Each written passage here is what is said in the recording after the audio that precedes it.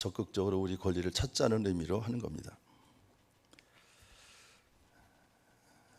어느 나라의 한 임금이 전쟁도 없고 아주 태평한 세월을 살아가면서 아주 진귀한 음식들을 찾아 먹는 그런 식도락가가 되었습니다. 매일같이 신하들이 아주 맛있는 음식을 제공해 드리고 또 본인도 이렇게 좀 음식을 만들어 줬으면 좋겠다 이렇게 시키고, 그래서 그렇게 즐기며 세월을 보내고 있었는데 어느 날 너무나 기가 막힌 음식을 맛보게 되었습니다. 그 임금이 너무나 감탄한 나머지 이렇게 맛있는 음식을 내가 난생 처음 먹어본다. 이 맛있는 음식을 만든 요리사는 정말 아마도 세계 최고의 요리사일 것이다. 내가 그에게 좀 포상을 해줘야 되겠다 이렇게 생각해서 그 요리사를 불렀습니다. 그대가 만든 음식이 너무나 훌륭해서 내가 당신에게 그대에게 상을 주려 한다. 그런데 이 요리사는 뜻밖의 말을 합니다. 대단히 감사하지만 제가 만든 음식은 그 음식 재료가 너무나 뛰어나고 아주 좋은 저에게 별다른 재주가 있는 것이 아니라 원래 그 음식 재료가 너무나 좋았는데, 특별히 이제 요즘엔 제가 채소를 중심으로 요리를 했는데 그 채소가 아주 싱싱하고 좋은 것이었습니다.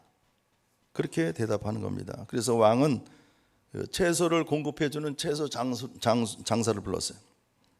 너는 어디서 그렇게 좋은 채소를 구해서 내 덕분에 내가 아주 맛있는 음식을 먹게 되었으니 너에게 상을 줘야 되겠다 그랬습니다. 그러니까 이 채소 장사도 하는 말이 아닙니다. 저는 채소를 한 농부에게서 공급받고 있는데 그 농부는 아주 성실하게 아주 열심히 농사를 아주 정직하게 잘 지어서 그렇게 좋은 채소를 저에게 공급해 주는 것입니다 그랬습니다. 왕이 다시 명령합니다. 그래? 그러면 그 농부를 불러오너라. 그래서 왕은 농부에게 그대가 어떻게 정성껏 채소를 이렇게 좋은 채소를 재배해 주어서 내가 아주 맛있는 음식을 먹게 되었으니 내가 그대를 표창하노라 그랬습니다. 그러자 이 농부는 역시 이렇게 대답합니다. 임금님이시여, 대단히 감사하지만 저는 채소를 심고 물을 준 것뿐이고 햇빛과 또 비를 또 영양을 주셔서 잘 자라게 하시는 이는 하늘에 계신 하나님이십니다. 그런 거로 감사의 인사를 받을 분은 오직 하나님 한 분뿐입니다. 이렇게 대답을 하는 것이었습니다.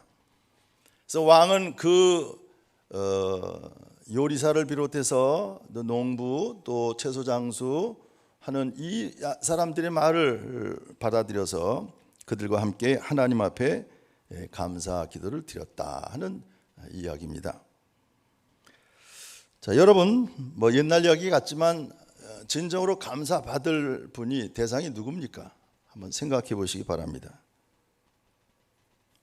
저와 여러분이 어떤 일을 했든지 정말로 감사를 받을 수 있는 분이 누구냐? 오직 여호와 하나님 한 분뿐이시다 그 말이죠. 그런데 언제부턴가 우리는 별것도 아닌 것 가지고 인사받기를 좋아하고 존경받기 좋아하고 또 감사패나 표창패 받는 것을 참 좋아하는 그런 사람들이 되었어요.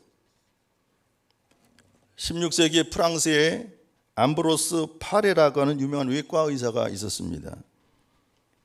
그는 아주 훌륭한 의사였는데 물론 예수를 잘 믿는 의사였습니다. 한평생 수많은 환자들을 돌보았는데 그때마다 늘 그 의사는 환자들과 대화를 나누는 중에 그랬다는 거예요. 내가 고치는 것이 아니고 하나님이 고치시는 것이다 하는 얘기를 했어요. 정동교회 김동수라고 하는 그분은 내과 의사더라고요. 그분도 장로님 되셨는데 그분도 우리 목사들 앞에 와서 하신 얘기를 들어보니까 그래요. 여러분, 나도 의사지만 의사가 고치는 게 아닙니다. 그냥 의사는 환처만 그 어디가 골맞는지 어디가 염증이 있는지 찾아내는 것만 하는 거지 그것을 오려내고 잘라내는 건 내가 하는 거죠. 붙이고 회복시키고 병이 낫게 하는 건 하나님이십니다. 그 장로님이 그러시더라고요. 그래서 이 암브로스 파레라고 하는 의사는 늘 환자들과 그런 대화를 나눴다고 그래요. 그래서 그가 세상을 떠난 다음에 그의 말, 평소에 하던 그 말을 그의 묘비에 새겨놓았는데 뭐라고 새겼냐면 나는 상처를 싸매어줄 뿐이다. 상처를 고쳐주시는 이는 여호와 하나님이시다 라고 하는 그런 묘비를 세웠다는 겁니다.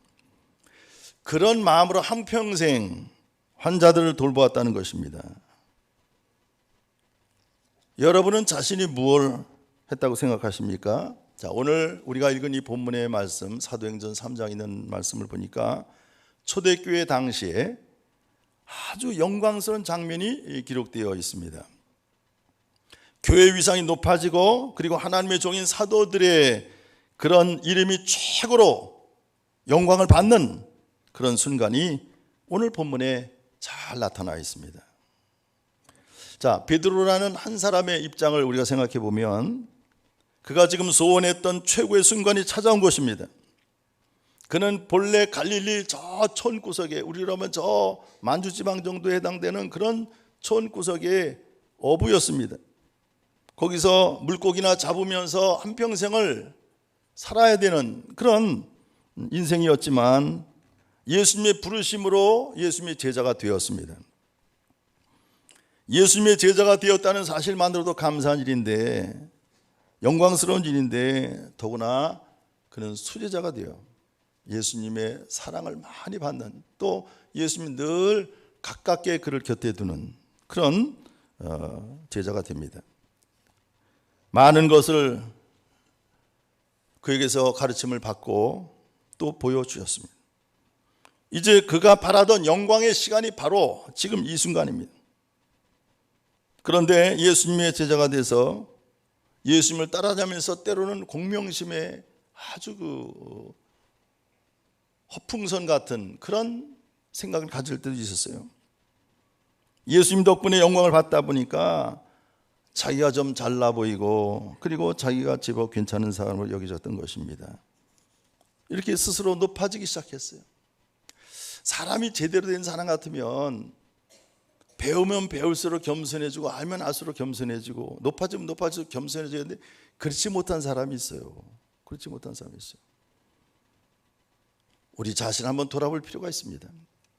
자, 오늘 우리가 읽은 이 사도행전 3장 1절부터 한번 우리가 읽어보면 이 베드로가 예수님이 떠나신 이후에 예루살렘 전체에 있는 교회의 지도자가 됩니다. 초대교회라고 보통 얘기하죠. 처음 교회, 퍼스트 처치라는 말이야. 제일 최초의 교회라는 뜻이에요. 초대교회라는 말이. 초대교회라는 말은 좀 번역이 다시 돼야 되지 않냐. 그래서 요즘 젊은 신학자들이 처음 교회라 이제 그렇게 불러요. 처음 교회입니다.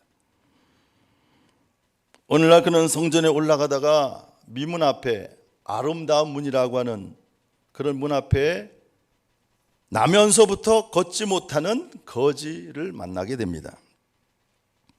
자, 이 거지를 본 사람은 한두 사람이 아니죠. 많은 사람들이 그냥 무심코, 우리도 가끔 가다 보면 전철이라든지 지하철 같은데 또 역전 같은데 보면 이제 거지들이 이렇게 하는데 우리 무심코 지나가잖아요. 무심코 지나가는 거예요. 베드로도 뭐 성경 나와 있지 않지만 여러 차례 이 사람을 보았을 것입니다. 왜냐하면 지금 왜 가냐면 기도 시간이 돼서 가는 거니까 하루에 3번씩 기도하잖아요. 그러니까 최소한도 하루에 3번은 봤을 거라고요. 성전 미문 앞에 앉아있는 거지니까. 이날도 성전 미문으로 들어가면서 그 장애인 거지를 바라보게 됩니다. 그 순간 이 거지가 예전처럼 손을 내밀면서 구걸하는 거예요. 푼돈을 구하고 있습니다. 자, 전에 없이 이제 베드로가 성령 충만한 상태가 되었어요. 베드로가 엄청난 말을 선포하죠. 6절에 보니까 은과 금은 내게 없거니와 내게 있는 이것을 네게 주느니 나사렛 예수 그리스도의 이름으로 일어나 걸으라. 내게 있는 것, 참 이게 중요한 말이에요. 내게 있는 것, 예수 그리스도의 이름이란 말이죠. 내가 예수님의 이름으로 그리고 그의 오른손을 덥석 잡아서 일으켰습니다. 그러자 나면서부터 한 번도 걸어보지 못한 이 사람이 일어나 걸었다는 거예요. 그리고 함께 성전으로 뛰어 들어가며 하나님을 찬양했다 그래요. 지금까지 이 거지는 성전을 등지고 있었어요. 성전을 등지고 구걸하던 사람이 이제는 성전을 향하여 가지 않습니까, 여러분? 우리도 마찬가지예요. 우리가 예수님, 빛이신 예수님을 바라보면 아무 문제가 없는데 예수님을 등지면 항상 앞에는 그림자만 있는 거 아닙니까? 시험과 환난과 역경이 있는 거예요. 우리의 시선이 참 중요한 겁니다. 이 엄청난 사건이 예루살렘 성내에 얼마나 많은 사람들에게 소문이 퍼진지 몰라요. 많은 사람들이 모여들었습니다. 다들 선망의 눈초리로, 존경하는 눈으로, 그리고 베드로를 바라봅니다. 베드로에 비해서 무슨 말이 나올 것인가를 기대하면서 베드로를 주시했다는 거예요. 유심히 베드로를 쳐다봅니다. 정말 영광된 순간이 찾아온 것입니다. 말하자면 인기 절정이 이런 거예요. 요즘으로 막 인기 절정에 클라이막스에 이런 거예요. 어쩌면 그는 한평생 바로 이 순간을 위해서 살아왔는지도 모릅니다. 명예와 존경을 한 몸에 받게 되는 대단히 중요한 순간이 찾아온 것입니다. 마로츠라고 하는 심리학자는 우리 인간에게 5가지 기본적인 욕구가 있다고 해요. 첫 번째 욕구는 생리적인 욕구. 그래서 먹어야 되고 또 잠자야 되고, 우리는 인간이기 때문에 동물적인 그런 욕구가 있다는 것입니다. 이건 부정할 수가 없죠. 두 번째 욕구는 안전의 욕구다. 안전의 욕구. 그래서 대단히 정신적인 것으로서 편안하기를 원해요. 누구나 다 편안하기를 원해요. 될 수 있는데도 평안하고 안일하고 아무 일도 없고 무사하기를 원해요. 그래서 좋은 집도 필요하고 또 좋은 옷도 필요하고 좋은 침대도 필요하고 텔레비전을 봐도 큰 거 좋은 거, 요즘 말하면 디지털, 옛날에 불량관이 있어 이렇게 넓은데 그게 아니라 벽에다 착 붙이는, 어떤 집에 가면 영화 보는 것처럼 아주 멋있는 것들이 많이 나와요. 최대한 뭐 냉장고도 그렇고 최고 이렇게 우리는 좋은 거를 바라는 거예요. 누구나 다 마찬가지예요. 저도 마찬가지고요. 좀 더 편하고 좀 더 좋은 그 욕구가 우리 인간에겐 있습니다. 세 번째 욕망은 소속감과 사랑에 대한 욕구라고 그랬습니다. 이것은 대단히 감정적인 것인데요. 사람은 누구에게나 사랑을 받기를 원하고 또 사랑하기를 원하는 거예요. 누구든지 사랑하기를 원해요. 이런 욕구가 누구에게나 있습니다. 이것이 우리 원초적인 욕망이지요. 네 번째 욕망은 가장 인격적인 것인데 남에게 인정받으려는 욕구가 있다는 거죠. 누구에게나 내가 필요한 사람이 되기를 원해요. 누구나 다 마찬가지예요. 누구에게나 내가 인정받기를 원하고 꼭 내가 필요한 사람이 되기를 원하는 거예요. 그래서 우리가 인정받지 못할 때 자살까지 하게 되는 거 아니겠습니까, 여러분? 많은 사람들로부터 인정받는 사람이 되고 싶은데 그게 그렇게 쉽게 되지 않습니다. 인정 아닌 멸시를 받게 되면 여기서 자포자기하고 마는 것입니다. 그리고 마지막 5번째는 가장 높은 욕구는 자기 실현의 욕구다. 자기 실현의 욕구라고 했어요. 누구에게나 꿈과 비전이 있는 거예요. 소망이 있습니다. 소원이 있어요. 자기 실현을 이루고 싶은 것입니다. 여기서 자기 존재를 발견하고 자기 정체를 높이 확인하고 싶은 것입니다. 이 자기 실현이라고 하는 것, 이것이 우리 인간의 가장 고상한 욕구라고 그러잖아요. 베드로는 바로 지금이 자기 실현에 성공한 그런 순간이었습니다. 모든 사람들로부터 존경을 받고 선망의 대상이 되는 바로 그런 순간이에요. 자기 실현, 이것이 절정에 이르는 순간입니다. 그러나 베드로는 그 이상에 도달해 있어요. 그것이 바로 신앙적인 인격입니다. 칭찬을 받는다고 해서 정신을 잃지 않았습니다. 때로는 능욕당한다고 해서 실망하지 않았습니다. 그는 자기의 정체성을 분명히 했죠. 나의 나됨을 망각하지 않았습니다. 그런데 우리는 변변치 않은 일에 자기 판단, 자기 의식을 잃어버리는 경우가 많습니다. 1996년 5월 6일자 타임지에 다음과 같은 기사가 실렸습니다.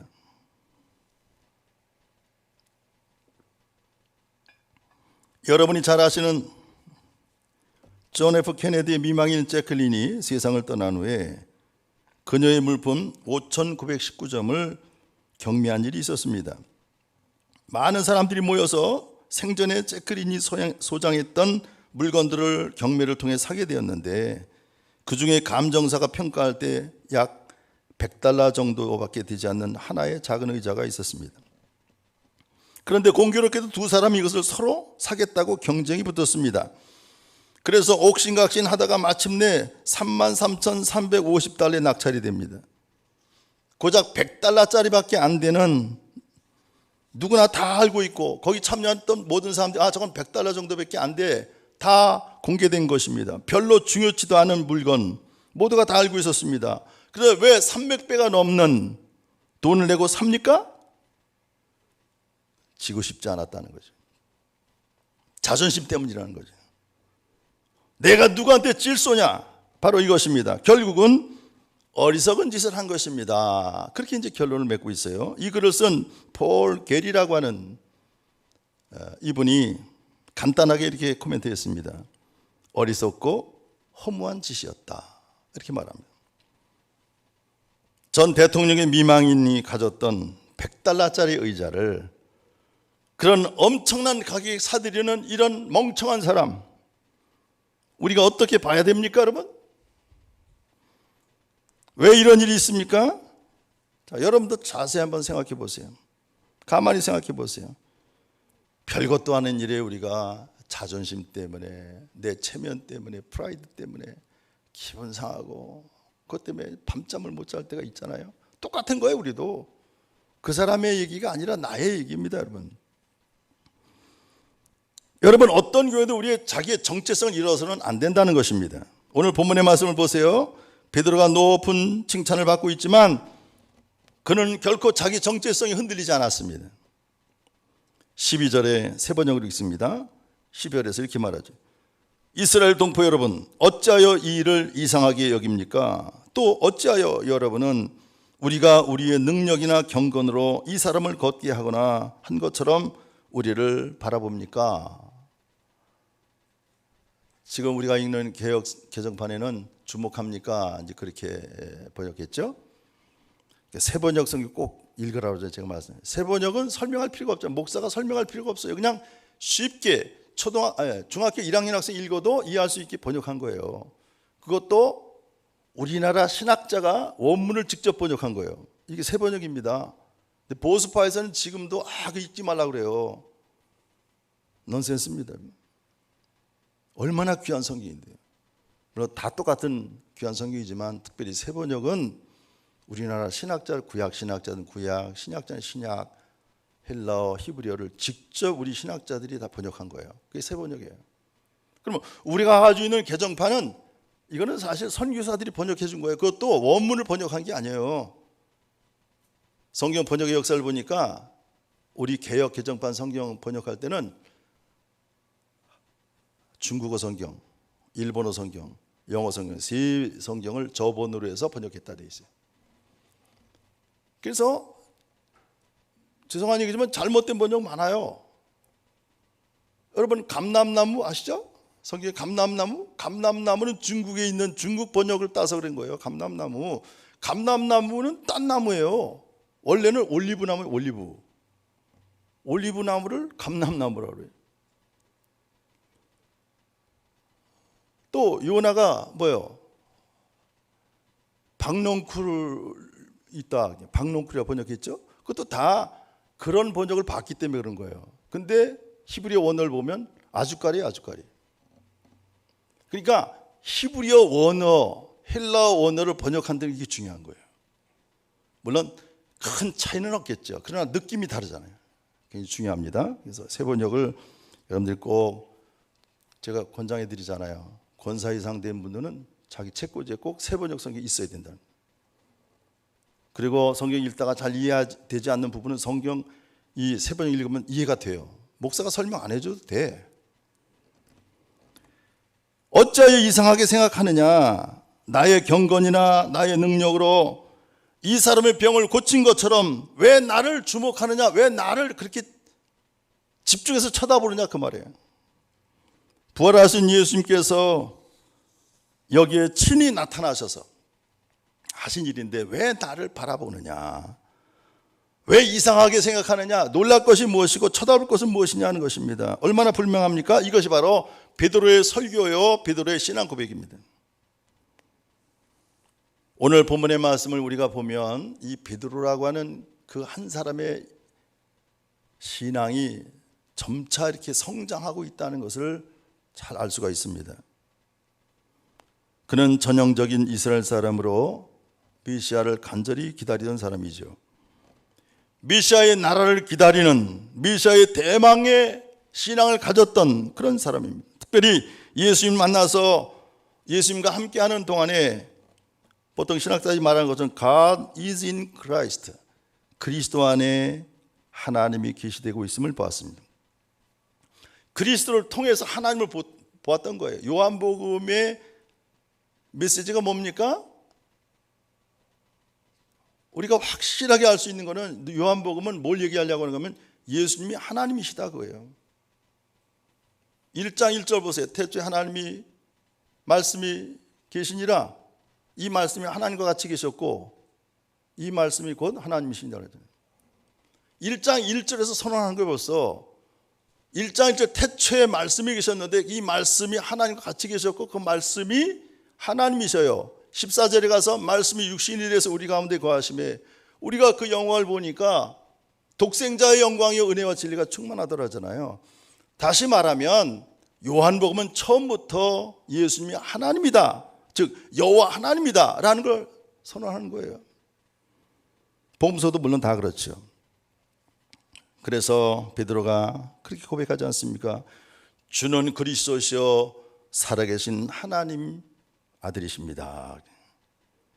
여기에 신앙 고백이 여러 가지가 들어있어요. 짧지만 큐리어스란 주는 그리스도, 주요 그리스도요, 또 살아계신 하나님의 아들, 세 가지를 고백하잖아요. 그러니까 주라고 하는 말이 왜 중요하냐면요, 원래 이스라엘 사람들이 이스라엘 땅에 살 때는 히브리어 된 성경만 읽다가 그들이 이제 디아스포라도 흩어져서 삽니다. 흩어져 사는 지역이 다 헬라어만을 쓰니까 자녀들이 히브리어를 몰라, 헬라어밖에 몰라. 자녀들한테 하나님의 말씀을 가르쳐야 되겠는데 그래서 어쩔 수 없이 히브리어 된 성경을 헬라어로 번역합니다. 뭐 여러 가지 그 과정이 있어요.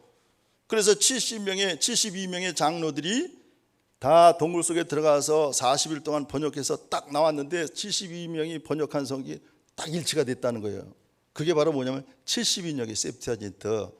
근데 그 70인역이라는 헬라어로 된 성경이거든요. 그 헬라어 된 성경에 여호와 하나님, 여호와라는 이름을 망령되이 읽지 말라 그러니까 거기에 뭐라고 번역했냐면 큐리어스라고 번역했어요. 큐리어스, 주. 우리말로는 주지요, 주. 그러니까 주는 그리스도시오라는 말은 예수님을 하나님으로 고백하는 거예요. 지금 주라는 말은 일반 주인, 뭐 마스터 그걸 얘기하는 게 아니라 예수님을 여호와 하나님으로 고백하는 것입니다. 당신은 참 하나님이십니다. 이렇게 고백하면서 주님을 따른 거예요. 정말 훌륭한 믿음이죠. 또 예수님께서 부활 승천하신 다음에 그는 일구월심 주님의 다시 오신 것을 기다립니다. 천사들이 뭐라고 그랬어요? 너희들이 본 그대로 오실 것이다. 그러니까 말씀 그대로 믿고, 여러분 사도행전 2장에 보면 그들이 마가의 다락방에 모여서 전혀 기도에 힘썼다 그랬는데 왜 그랬는지 알아요? 주님이 곧 오실 줄 알고 그들이 직장도 포기하고 학교도 다 안 다니면서 모여서 기도에 열심히 했던 거예요. 주님이 곧 오실 줄 알고. 그걸 이제 임박한 종말론이라는 거예요. 그래서 사도 바울이 자기가 늙어가면서도 안 오시니까 이게 예수님이 말씀하신 그런 뜻이 아닌가 보다. 베드로도 그랬죠. 1000년이 하루 같고 하루가 1000년 같다, 그렇게 해석하죠. 그러면서 사도 바울이 고린도전서에서는 결혼도 하지 말라 그래. 왜 곧 오실 건데.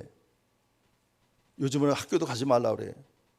그러다 나중에 이제 그 말년에 가서는 지연된 종말론으로 바뀌잖아요. 주님이 곧 오시긴 오시는데 우리가 생각하는 그런 곳과는 다르다라고 생각했죠. 어찌됐든 주님이 다시 오실 것이다, 본대로 오실 것이다 약속하신 주님을 간절히 기다리면서 그동안의 많은 역경과 고난과 또 핍박을 견뎌냈습니다. 그러나 거기에 머무르지 않았습니다. 오늘 본문에 나타난 것처럼 주님이, 부활하신 주님이 지금 이 자리에, 조직신에서 제일 중요한 용어 가운데 하나가 항상 말씀드리면 here and now라는 말 쓰잖아요. 지금 여기, 예수님의 부활하신 주님이 여기 지금 나타나셨다는 거예요. 지금 베드로의 신앙이 그거 아닙니까? 내가 고친 게 아니라 부활하신 주님이 지금 여기 오셔서 이 사람을 고쳤다는 얘기예요. 확실한 믿음입니다. 나는 심부름만 했을 뿐이다. 하나님께서 친히 이와 같은 일을 이루시고 그리스도께서 친히 이 사람을 낫게 하신 것이다. 나를 통해 역사하신 것이다. 이렇게 믿고 있습니다. 그래서 나를 쳐다볼 것도 아니고 나를 존경할 것도 아니고 나를 위대하다고 말할 것도 아니다. 이것이 바로 하나님의 일을 하는 사람의 마음 자세입니다. 우리가 목사지만 교만할 때가 많아요. 왜? 내가 했다고 착각할 때가 있거든. 내가 할까? 내가 교회 건축했다고 내가라는 말을 자꾸 하거든요. 그래서 교만해지기 쉬운 거예요. 내가 조그만 교회 가서 큰 교회를 부흥시켰다고 대개 목사들이 그것 때문에 교만해져요. 그래서 우리 총장님이셨던 박병배 학장님이 항상 그랬습니다. 여러분, 나를 만나자마자 내가 처음에 그 교회 갔을 때는 100명이 있는데 지금 200명, 그 얘기 하지 말라고. 왜? 난 만나는 사람마다 아주 귀가 닳도록 들었다고. 절대로 그 얘기 하지 말라고 신신당부하셨어요. 근데 저도 목회해 보니까 그런 얘기를 정말 하고 싶더라고요. 하고 싶은 거예요. 근데 그게 교만한 겁니다. 잘못하면. 그런데 우리나라 성도들이 좀 더 성실하게 주님의 일을 해야 되는데 어느새 율법주의에 빠지고 또 기복사상에 빠지고 공명심에 빠졌습니다. 열심히 일을 하기는 하는데 꼭 자기 이름을 내줘야 돼. 주보에 내주든지 별지에 내주든지 어디다 내줘야 돼. 안 내주면 시험 들어. 칭찬받기를 너무나 좋아합니다. 이것이 병입니다. 그래서 문제가 되는 것입니다. 베드로가 뭐라고 말합니까? 어찌하여 우리를 바라봅니까? 하고 전적으로 그 영광과 그 존경을 사양하고 있습니다. 거절하는 거예요. 사람들의 존경과 선망 또 시선과 영광을 모두 그리스도에게 돌려드리고 있습니다. 이것이 바로 설교라는 거예요. 베드로의 설교 말씀을 자세히 들어보세요. 그는 오늘 이 귀한 사건을 십자가의 사건과 연계시키잖아요. 대단히 중요한 시간입니다. 십자가 사건은 다른 사람들의 이야기가 아니라 바로 당신 자신들의 이야기라, 이렇게 이제 베드로가 설교하고 있죠. 예수님께서 십자가에 죽으신 사건은 분명히 여러 사람들과 관계가 되어 있습니다. 13절 보세요. 세 번 읽습니다. 13절에 여러분은 일찍이 그를 넘겨주었고 빌라도가 놓아주기로 작정하였을 때에도 여러분은 빌라도 앞에서 그것을 거부하였습니다.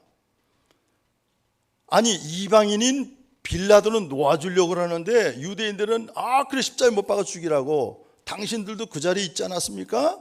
지금 성도들에게 하는 얘기예요.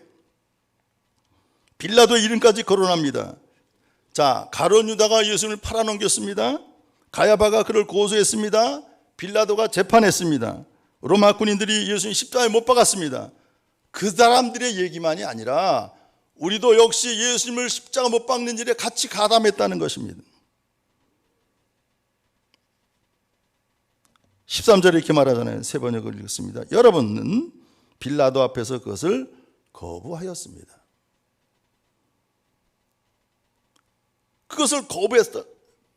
빌라도의 그 엄청난, 어떻게 보면 선심이죠. 내가 6월절 날 한 사람 놓아주는 전례가 있는데 이 사람 보니까 죄가 없다. 내가 놓아줘야 되겠다. 그러니까 아니라고 야단했잖아, 유대인들이. 너희가 직접 예수님 십자가에 못 박지는 않았지만 그렇다고 해서 그 책임을 면할 수는 없다, 그 말입니다. 몇 사람의 충동에 의해서 십자가에 못 박으라, 십자가에 못 박으라, 딴 사람들이 말을 했을지라도 너희들도 거기서 동조했지 않냐 말이야. 너희들도 소리 지르는 군중들과 함께 섞여 있었기 때문에 예수님을 십자가에 못 박은 죄인이다, 그렇게 말씀합니다. 예수님을 십자가에 못 박은 것은 빌라도만이 아니라 우리 모두가 예수님을 십자가에 못 박은 사람들이다, 그렇게 말씀합니다. 다시 말해 십자가의 사건은 2000년 전의 옛날 이야기가 아닙니다. 여러분. 오늘도 우리 안에 있습니다. 오늘도 내가 예수님을 십자가에 못 박고 있을 수도 있습니다. 이러한 인식을 올바로 할 때에 참 그리스도인이 된다 그 말입니다. 베드로 사도는 이 사실을 열심히 설명하고 있습니다. 첫 번째 뭐라고 했습니까? 우리는 예수님을 십자가에 못 박았다. 이것이 베드로 사도의 설교의 주제예요. 두 번째는 베드로는 이 사건 안에서 예수를 증언하려고 합니다. 14절 15절의 세 번역으로 여러분은 그 거룩하고 의로우신 분을 거절하고 살인자를 놓아달라고 청하였습니다. 그래서 여러분은 생명의 근원이 되시는 주님을 죽였습니다. 이렇게 선언합니다. 우리는 예수님을 죽였으나 예수님은 하나님은 살리셨습니다. 이제 우리는 우리 죄로 말미암아 죽을 것이로되 하나님께서 우리를 살리셨다고 말해요. 이것은 죄를 지었기 때문에 벌하고 또 소망이 없기 때문에 멸한다는 이야기가 아닙니다. 우리가 예수님을 십자가에 못 박았습니다. 그러나 하나님께서 살리셨습니다. 우리가 예수님을 십자가에 못 박았지만 하나님께서 우리를 또 살려주셨습니다. 두 가지 사건이 있잖아요. 십자가에 못 박은 결정적인 죄로 인정되는 시간이면서 동시에 십자가에 못 박은 죄를 용서하는 시간이다 그 말이에요. 십자가에 못 박은 씻을 수 없는 죄를 용서하시는 놀라운 순간입니다. 베드로는 그 사건을 통해서 이와 같은 엄청난 사실을 증언하고 있습니다. 세 번째로 이 베드로는 그 사건 속에서 예수님의 현존을 증언하고 있습니다. 우리가 예수님을 십자가에 못 박았습니다. 그러나 생명의 주가 되시는 예수 그리스도는 하나님의 권능으로 부활하셨습니다. 그 예수님께서 바로 오늘 이 시간에 이 사건 속에 나타나셨다 그 말입니다. 그러므로 걷지 못하는 거지를 일으킨 것은 내가 한 일이 아니라 부활하신 예수님이 오셔서 직접 하신 일이다. 그 당시 초대교회 성도들의 신앙 구조는 단순합니다. 첫째는 부활하신 그리스도, 두 번째는 살아계신 그리스도, 세 번째는 다시 오실 그리스도. 그래서 그들은 만나면 마라나타, 주 예수 어서 오시옵소서, 주님 어서 오시옵소서 이렇게 인사했다 그러잖아요. 그렇게 믿고 있었습니다. 저들은 그리스도께서 현재 나와 함께 하신다는 사실을 확실히 믿었습니다. 그리스도께서 나와 함께 하시는 사건이, 그리스도께서 베드로와 함께 하시는 그 사건이, 그리스도께서 우리와 함께 하시는 그 사건이 바로 오늘 여기에 나타난 것입니다. 나면서부터 걷지 못하던 사람이 일어나 걷게 되었습니다. 이것이 바로 그 증거라는 것입니다. 그리고 이것이 바로 베드로의 설교의 주제가 되었습니다. 베드로는 오늘 이 사건에 대해서 신학적으로 아주 중요한 말씀을 선포하고 있습니다. 16절의 말씀이죠. 세 번역으로 읽습니다. 예수로 말미암은 그 믿음이 이 사람을 여러분 앞에서 이렇게 완전히 성하게 한 것입니다. 이렇게 선언합니다. 내가 낫게 한 것이 아닙니다. 오늘 베드로가 말씀하죠. 어찌하여 이 일을 이상하게 여깁니까? 왜 이 일을 놀랍게 여깁니까? 그렇게 번역해 먼저 성경. 이상하게 번역할 말이 사실 딱 맞는 말은 없어요. 놀랍게라는 뜻도 있지만 이상하다는 뜻. 이상하다는 우리는 좀 우리말로는 좀 어감이 좀 이상하죠. 어쨌든 이상하게 여깁니까? 세 번 이렇게 돼 있어요. 당연한 일을 가지고 그리스도께서 하신 일을 놓고 왜 나를 쳐다보느냐? 거부하는 것입니다. 얼마나 깨끗한 마음입니까? 자, 목회를 하면서도 목사가 이런 마음이면 참 좋겠어요. 끝까지 이런 마음이 좋겠습니다. 겸손은 으뜸가는 덕목이고 으뜸가는 진실입니다. 궁극의 승리요 가장 확실한 믿음입니다. 기도하겠습니다. 아버지 하나님, 은혜를 감사합니다. 성전 비문 앞에 앉아있던, 나면서부터 걷지 못하던 그 장애인 거지를 나사렛 예수의 이름으로 고쳐주면서 이 모든 것은 내가 한 일이 아니라 부활하신 예수님께서 하신 것이다, 믿음을 가지고 선언한 이 베드로의 신앙을 본받기를 원합니다. 모든 영광을 하나님께 돌리게 하시고 모든 기쁨을 예수 그리스도에게 돌릴 수 있는 우리 모두가 되게 하여 주옵소서. 우리 주 예수 그리스도의 이름으로 간절히 기도드렸습니다. 아멘.